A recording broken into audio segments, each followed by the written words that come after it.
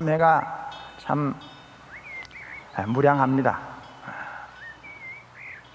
오늘 이 법문에 앞서서 그때 그 효봉 큰 스님께서 내 나이 18살 때 그때 해주시던 법문,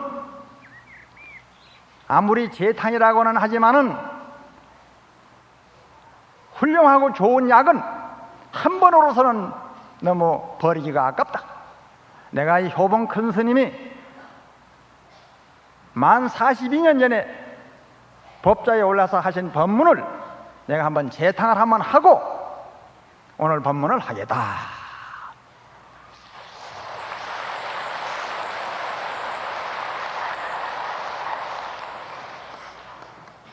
당시에 깨달을 각자 빌공자 각공이라고 하는 스님이 있었는데 그 스님이 알았습니다 해가지고 아주 땅바닥을 치면서 조주스님한테 달라들었어.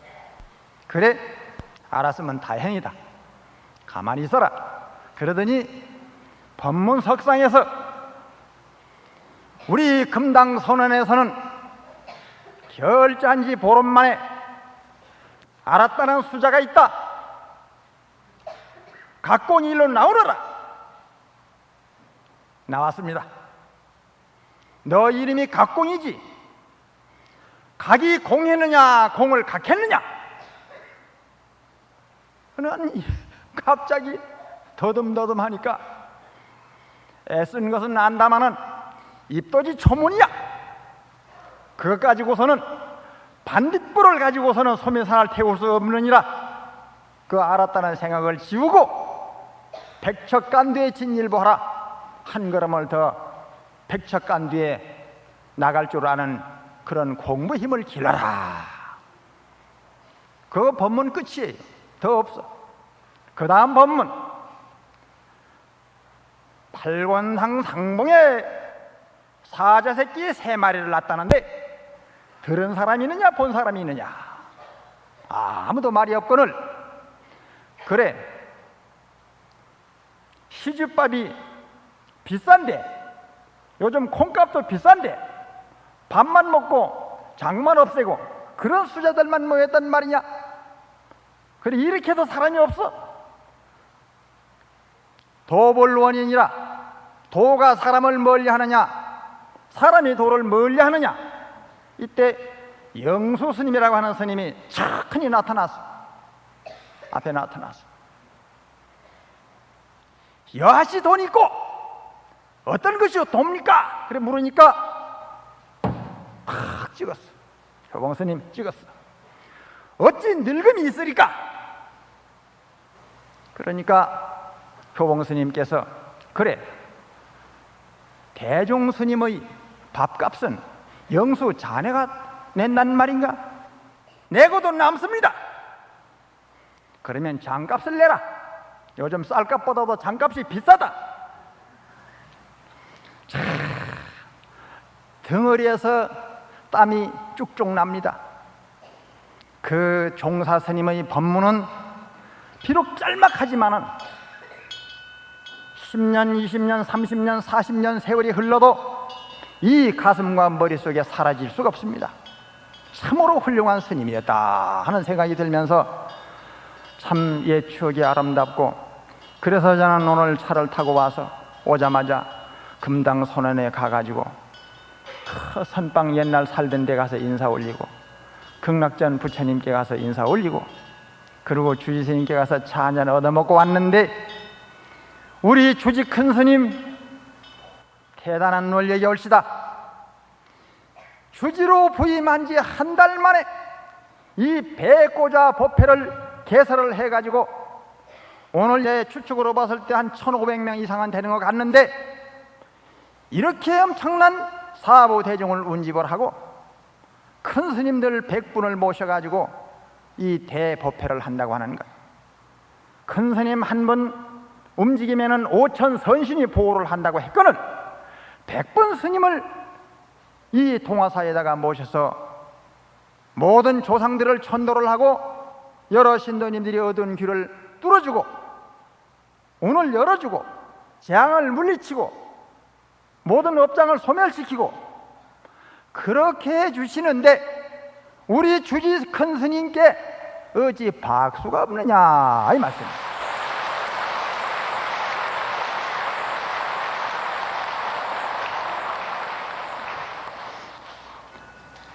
그러면 지금으로부터 오늘 법문은 은중경을 중심으로 해서 해 주십사고 하는 부탁을 받았기 때문에 은중경을 먼저 하고 마무리로서 우리가 어떤 마음과 어떤 행동으로 세상을 살아가야 하는가에 대해서 마무리를 해야 되겠다, 이렇게 마음의 준비를 해서 메모를 조금 해가지고 왔습니다. 대법 부모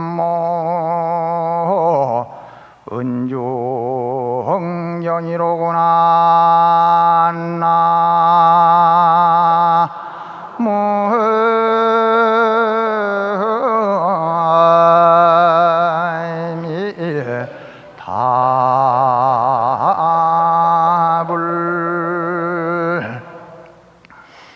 은중경이라.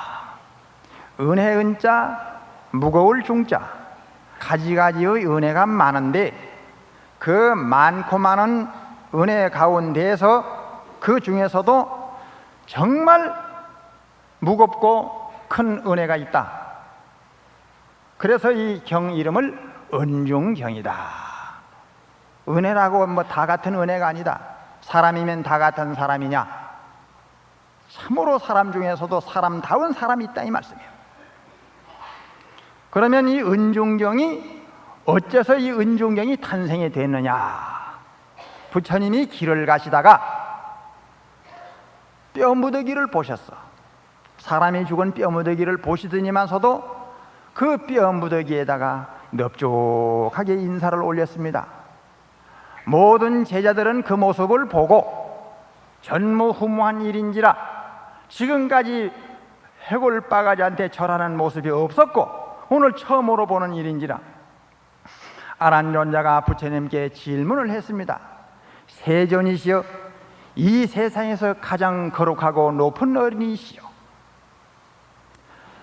부처님께서는 이 우주의 스승이요 인류의 스승이요 사생의 자부이시거늘 일체 모든 중생들에게 공경과 예배를 받아야 마땅하거늘 어찌하여 보잘것없는 죽은 뼈무더기에다 대고 인사를 하십니까? 이렇게 질문을 하니까 아란존자야, 내 일찍이 부모님이 없었더라면 내 이 몸과 목숨이 어떻게 오늘 부지할 수가 있었으리야. 네, 어머님이 아니 계시지만은 아버님이 아니 계시지만은 공동묘지 몇 등만 보더라도 부모 생각이 울컥나고 해골바가지만 보더라도 부모 생각이 난다. 그래서 내가 절을 한다 그랬어요. 이렇게 하니까 그 아란존자나 모든 제자들이 부처님은 마음을 알게 됐습니다. 이때 부처님께서 거듭 말씀하시기를 아란존자야, 이 세상에 부자가 있고 가난한 자가 있다. 한번 물어보자. 어떤 자가 부자며 어떤 자가 가난한 자냐? 이렇게 질문을 하니까 대답을 합니다. 부자라고 하는 것은 두 가지를 갖추어야 되는데 한 손에는 권력을 쥐고 한 손에는 많은 재산을 쥐고 있을 때 재산도 넉넉하고 권력도 남보다 높은 자리에 있으면 부자요. 두 가지 중에 한 가지는 있고 한 가지만 없으면 반쪽 부자라고 생각을 합니다. 너는 진정한 부자와 가난한 자를 모르고 있다. 그러면서 나의 한곡조 노래 소리를 들으라. 부자와 가난한 자는 바로 여기에 있다 하시면서 노래를 읊었습니다. 이 세상에 어떤 사람 가장 귀한 부자인가? 이 세상에 어떤 사람 가장 궁한 가난일까? 부모님이 살아계심 가장 귀한 부자이고 부모님이 안 계심이 가장 궁한 가난일세. 부모님이 계실 때는 해가 밝은 날과 같고 부모님이 안 계심이 해가 저문 날이여라. 부모님이 살았을 때 마음 든든 편안더니 부모님이 떠나시니 온 세상이 텅 비었네.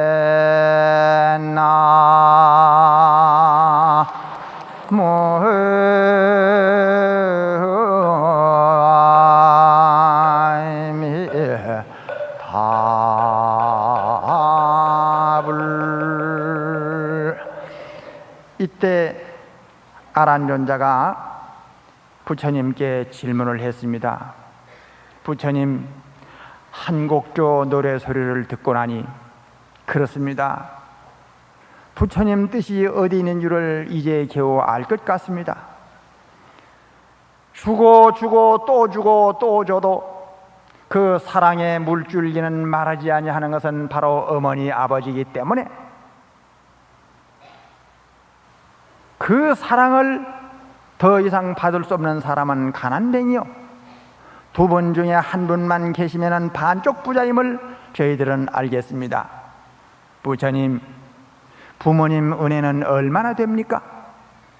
질문을 하니까 부처님 답변이 모든 제자들이여 잘 들으라.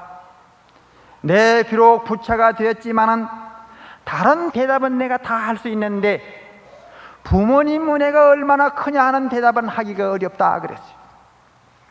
어찌하여 그러하옵니까? 하고 질문을 하니까 네, 그대에게 다시 한번 질문을 해보리라 그러면서 부처님이 아란존자에게 다시 질문을 합니다. 아란존자야, 저 넓은 허공을 자로 재서 몇 자가 되겠느냐?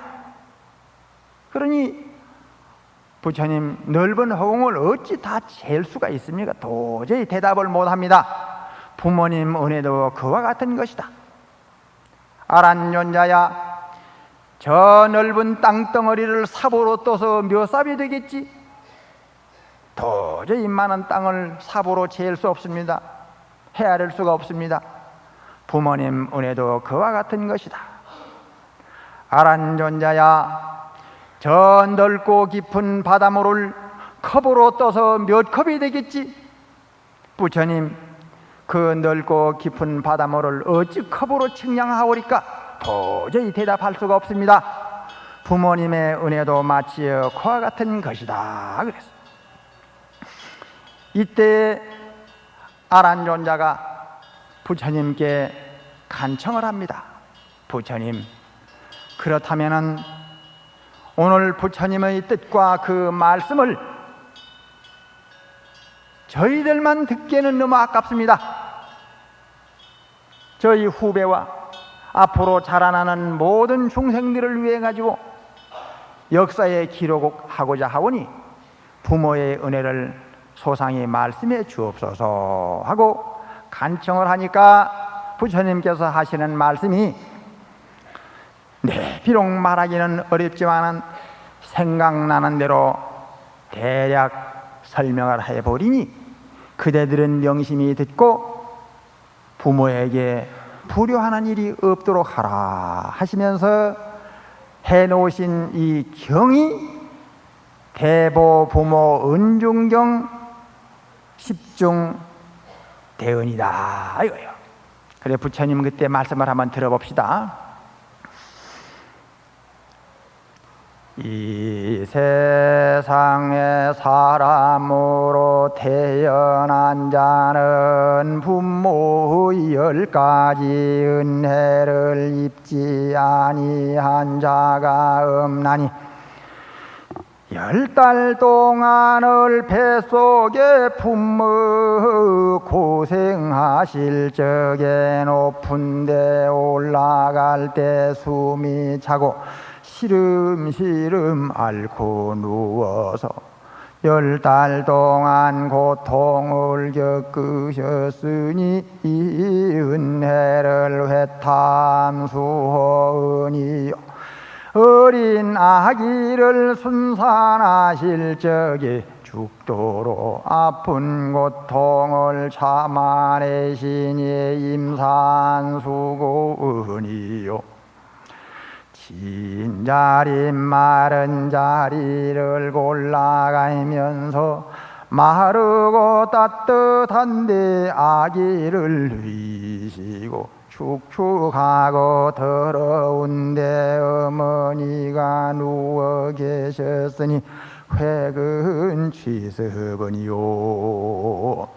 자식을 낳아서 까만 눈동자를 들여다보시면서 머리를 쓰다듬어 주시면서 그토록 아프고 괴로운 고통을 모두 잊어주시고 사랑으로 감싸주시니 생자망언이요. 아무리 더러운 대소변이라도 씻어주고 닦아주고 빨아 입혀 길러내시니 세탁 부정은요. 도저절 번갈아 먹이시기를 3년 동안이나 게을리하지 않으시니 유포양육은요. 달고 맛있는 음식은 일일이 골라가면서 아기 입에 넣어주시고 거칠은 음식은 부모가 드시면서도 싫어하는 마음 없으시니 인고토감은요. 자식이 병이 들면 부모도 병이 들고 자식을 사랑하는 마음에 고생을 고생으로 여기지 않으시고 가지가지로 염려하고 사랑하여 주시니 이 은혜를 은혜 응념하니요. 자식의 고생을 대신하기가 소녀 아들 딸이 모두 자라나서 몸은 비록 먼 곳에 가 있다 할지라도 언제나 그 마음 잊을 수가 없으니 원행응념은요.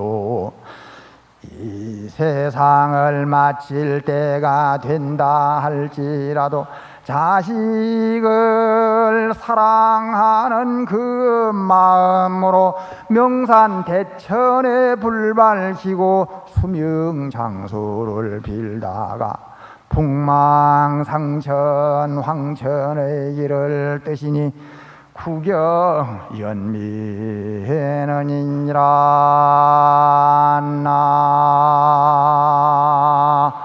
나모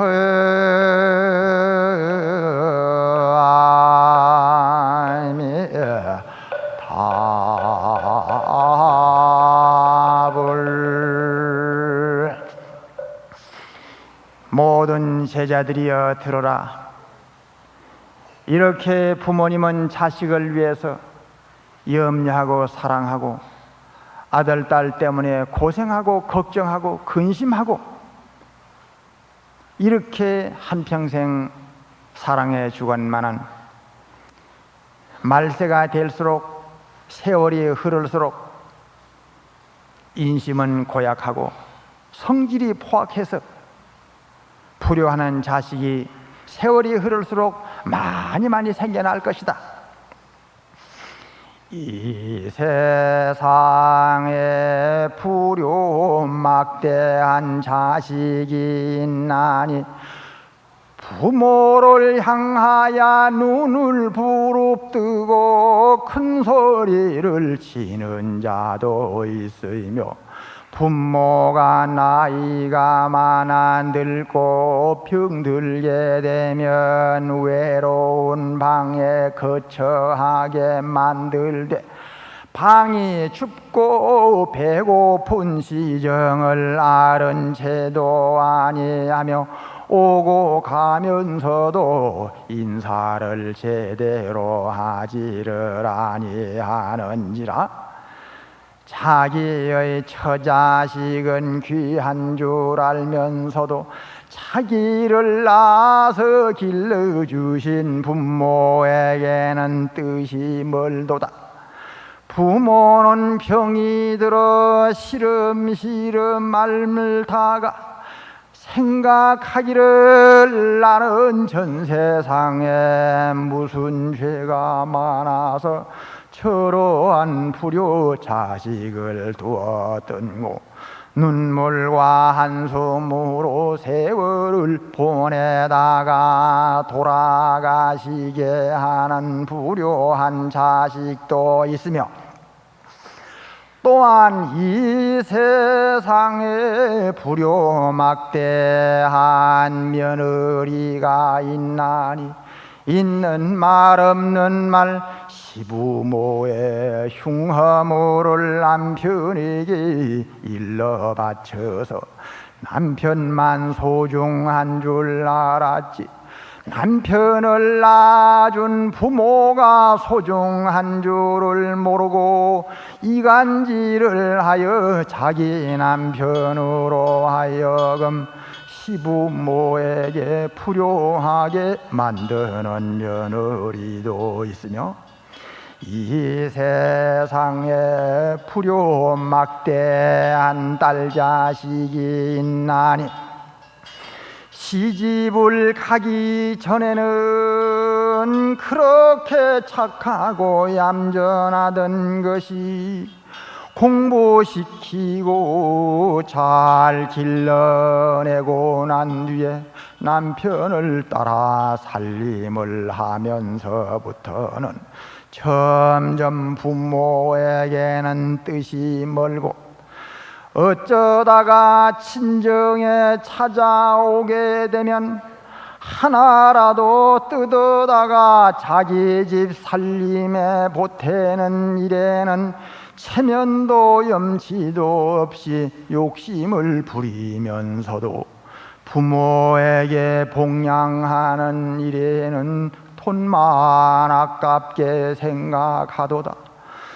피도 살도 섞이지 아니한 남편에게는 매를 맞아가면서도 하루 이틀 지나면 잊어버리고 희희낙낙 한평생 살면서도 사람 되라고 일러주는 부모의 말씀에는 놓여 없게 생각을 하도다.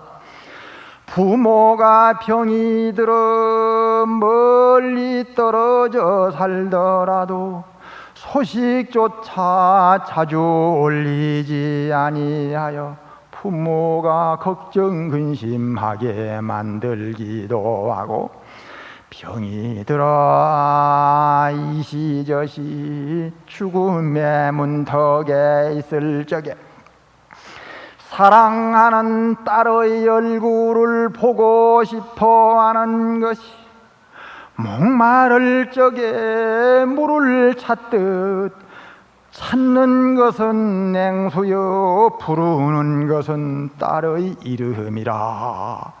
애타게 찾고 불러서 죽기 전에 내 딸 자식 얼굴 한 번 보고 죽고 싶지만은 바쁘다 마침내 나타나지를 아니하니 뜬 눈으로 황천길을 가게 만드니 어머니는 이 딸 자식 보고 싶어하는 마음에 갈 곳을 제대로 가지 못하여 허공중천에 돌아다니는 귀신이 되게 하는 불효한 딸 자식도 있도다. 이러한 자는 살아서 모든 일이 뜻대로 되지 아니하고 죽어서는 무서운 지옥에 떨어져 한량없는 고통을 받게 되느니라. 나무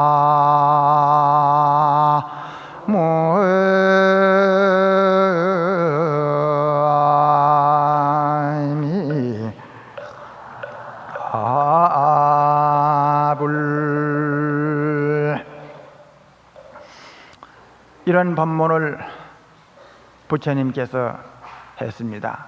이때 제자들이 겁이 난 거요. 그래 부처님 말씀을 듣고 보니 저희들은 큰 죄인이 된 것 같습니다. 부모에게 불효하게 되면 그 죄목은 무슨 죄목이 되며 그 죄를 다 마치고 나면 그러면 그 다음에는 어떻게 됩니까? 이 불효하는 사람들은 오늘 이 대목을 잘 들어놔야 됩니다.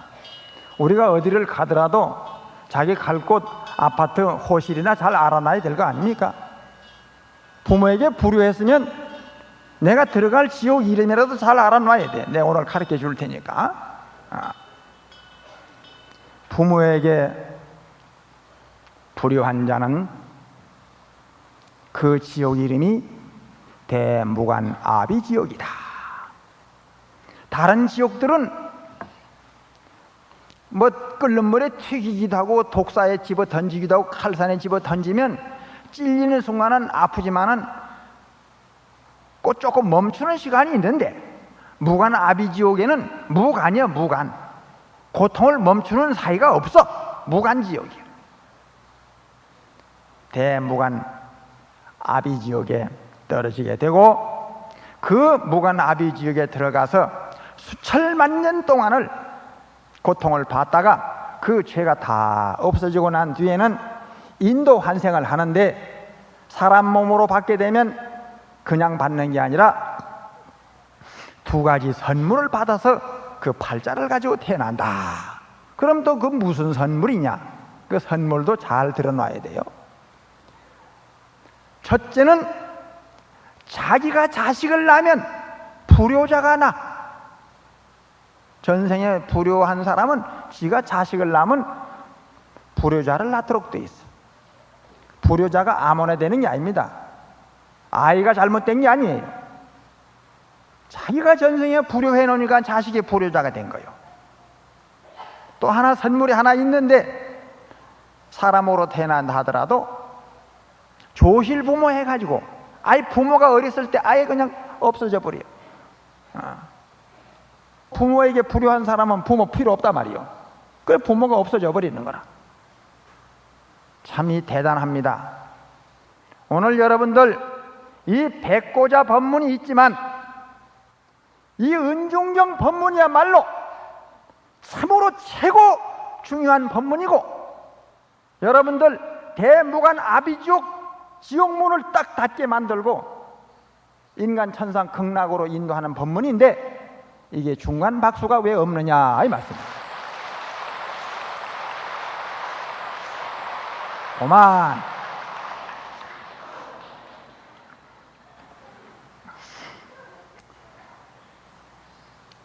부처님께서 이런 말씀을 하시고 나서 한곡조 노래를 읊었는데 그 노래소리 한번 들어봅시다. 죄목이 수요 삼천종이나 불효죄가 제일 크고 공덕이 수요 팔만종이나 효양 부모가 최제일이니라.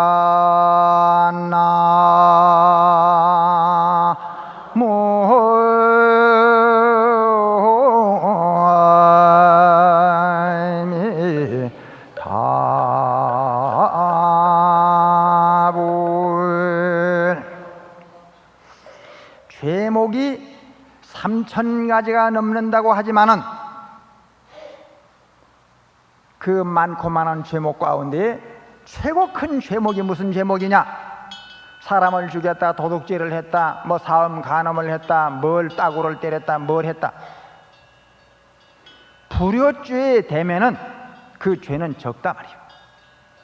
불효죄가 죄목이 3,000가지 죄목 가운데 불효죄가 제일 크다. 그러면 반대로 84,000 공덕이 있는데 84,000 공덕 가운데 무슨 공덕이 제일 큰가? 효양 부모가 최제일이라. 부모에게 효양하는 그 공덕이 최고다. 이런 말씀을 하시면서 앞으로 이 말세의 모든 중생들이여 만들어 놓은 등상불에게 손을 비비고 떡을 올리고 돈을 올리고 불공을 하는 것도 공덕이 있지만 그것보다도 빨리 큰 공덕을 받는 법이 있느니라. 살아서 숨을 쉬고 있는 살아있는 부처 그대를 낳아서 길러주고 업어주고 안아주고 씻어주고 닦아준 부모가 살아있는 부처님인 줄을 알고 그 부처에게 지극정성 봉양할 것 같으면 큰 복을 받느니라. 이런 말씀.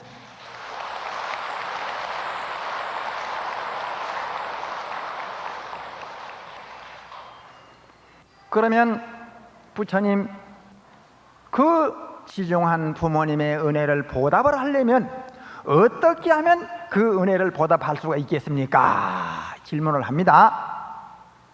그러나 이 8가지를 말씀을 했는데 오늘날을 이 12시까지밖에 본문을 하지 말라 그러니 말이요. 그래 8가지 가운데 이 3가지만 우선 말을 합니다. 모두 합장들을 하고 한번 들어봅시다. 부처님 말씀이에요. 만약에 어떤 사람이 왼쪽 어깨에 아버지를 모시고 오른쪽 어깨에 어머니를 모시고 맨발로 걸어서 관광을 시켜드리되 수미산과 천상하늘을 걸어 다니면서 가지가지로 봉양하고 가지가지로 호사를 시켜드린다 할지라도 부모의 지중한 은혜 만분지 일도 보답할 수가 없는 것이며 만약에 어떤 사람이 흉년이 들어 돈도 없고 쌀도 없을 적에 잘 드는 칼로 자기의 살을 한 근 한 근 비워내어 불고기를 만들어 올리고 피를 뽑아서 국을 만들고 뼈를 갈아서 죽을 만들어 부모에게 봉양하기를 20년 30년을 한다 할지라도 부모가 살아생전에 자식을 염려하고 사랑하고 한평생 고생하신 은혜 만분지일도 보답할 수가 없는 것이며 만약에 어떤 사람이 부모가 지옥에 떨어진 선몽을 받고서 부모의 죄를 대신 닦아드리기 위하여 부처님 앞에 피눈물로 사죄를 올리면서 자기의 몸뚱이에다가 초를 만들어 헝겊을 감고 머리에서부터 발끝까지 태우면서 애원하기를, 우리 부모님이 지은 죄는 부모가 잘 먹고 잘 입기 위해서 지은 것이 아니라 자식을 길러내기 위하여 한 푼이라도 더 벌어서 우리들을 사랑하는 마음으로 지었으니 부모의 죄는 자식이 대신 받겠습니다 하여 자기의 몸을 다 태우는 자식이 있다 할지라도 그 부모가 자식이 병이 들면 부모도 병이 들고, 자식이 고생할 때 눈물 흘리신 그 부모의 은혜 만문질도 보답할 수가 없으리라.